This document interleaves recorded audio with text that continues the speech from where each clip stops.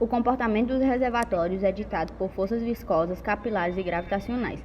Entre os fatores que influenciam este comportamento estão características geológicas, propriedades rocha-fluido, mecanismo de escoamento e facilidades de produção. Para que um poço produza sua pressão de fundo, deve ser inferior à pressão do reservatório. O fluido presente nas adjacências do poço tende então a se despressurizar devido ao contato com uma zona de superior, apesar de o contato com o fluido do resto do reservatório tentar manter sua pressão. A expansão dos fluidos não ocorre em conjunto com a expansão do volume poroso, e deste modo, o volume adicional decorrente da expansão escoa para o poço. Com isso, a despressurização se propaga no reservatório e a forma de resposta do reservatório a essa queda de pressão determina o mecanismo natural de produção. Os reservatórios apresentam 4 tipos mais comuns de mecanismo: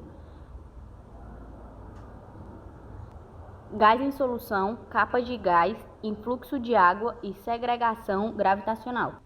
O processo é contínuo, de modo que a produção de fluido provoca redução de pressão, que acarreta a expansão de fluidos e redução dos poros, que por sua vez resulta em mais produção. O mecanismo é exatamente esse. A produção é o resultado da expansão do gás que inicialmente estava dissolvido, que vai saindo da solução. Quanto mais a pressão cai, mais o gás se expande e mais líquido é deslocado. Em um reservatório saturado, qualquer diminuição de pressão provoca o aparecimento de bolhas de gás no reservatório. Como o gás é muito compressível, ele se expande mais que o óleo, conseguindo deste modo retardar o abaixamento da pressão. O reservatório não está associado a grandes massas de água ou de gás natural. Suas fronteiras não permitem fluxo de qualquer sentido, impedindo a penetração de fluidos que possam expulsar a mistura de hidrocarbonetos para fora da estrutura. Um reservatório com essas características, como não existe a possibilidade de interferência no ambiente externo, toda a energia disponível para a produção se encontra armazenada na própria zona de óleo. À medida que o óleo vai sendo produzido, a pressão interna do reservatório vai se reduzindo e, como consequência, os fluidos lá contidos, óleo e água com nata, se expandem.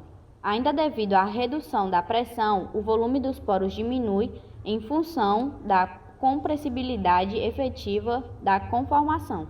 Durante essa etapa da vida do reservatório, a produção ocorre porque, além dos fluidos se expandirem, a capacidade de armazenamento do recipiente que os mantém, ou seja, os poros, diminui. O processo é contínuo, de modo que a produção de fluido provoca redução de pressão, que acarreta a expansão de fluidos e redução dos poros, que por sua vez resulta em mais produção. Devido à baixa compressibilidade dos fluidos e da formação, a pressão do reservatório cai rapidamente até atingir a pressão da saturação do óleo. A partir daí, as reduções de pressão, ao invés de provocarem apenas expansões de líquidos, provocam também a vaporização das frações mais leves do óleo.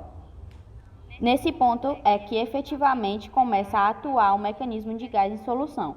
Como o gás é muito expansível. Nesse ponto é que efetivamente começa a atuar o mecanismo de gás em solução. Como o gás é muito mais expansível que o líquido, é a expansão que desloca o líquido para fora do meio poroso. O mecanismo é exatamente esse. A produção é o resultado da expansão do gás, que inicialmente estava dissolvido e que vai saindo da solução. Quanto mais a pressão cai, mais o gás se expande e mais líquido se é deslocado. Ao ser produzido em grande quantidade desde muito cedo, o gás leva consigo a energia do reservatório, fazendo com que a pressão decline rápida e continuamente.